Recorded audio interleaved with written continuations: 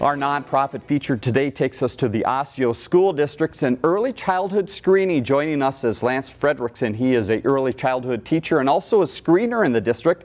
Lance, thanks for joining us. Let's learn a little bit more about screening. So what is a screening? What happens during a screening process for a young child? A child would come into one of our early childhood centers, or we do it mobily as well.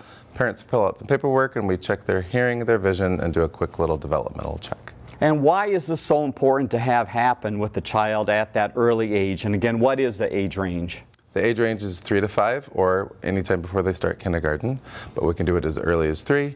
And it's important because we can find out if anything's going on with their hearing and vision, refer accordingly, or find out if anything developmental is going on and get some services provided before they even enter the K-12 system. All right, let's talk a little bit about where they happen and when they happen. You might think it's just during the school year and just in the schools, but not the case. So when do they happen and where do they happen in the Osseo district? We have 2 early childhood centers, one in Maple Grove and one in Brooklyn Center.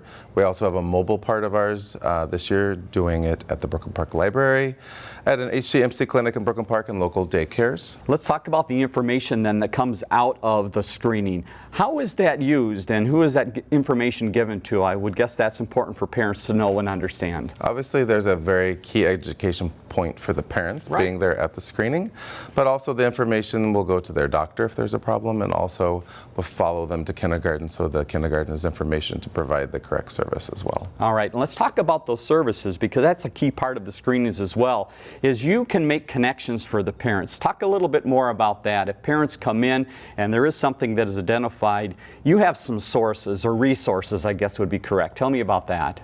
The first would be if there is problems with their hearing or vision, we can refer to their medical care provider. And if they don't have a medical care provider, we can provide free medical services or information on free medical services near. And if there is a problem with speech or a developmental delay, we have an early childhood assessment team that the child can be brought into, and they can work with the child and see what needs they have before they hit kindergarten. Something great happening in the Osseo area schools, early childhood screening. If you want more information, thank you, Lance, for your information here. Go to the website, which is district279.org.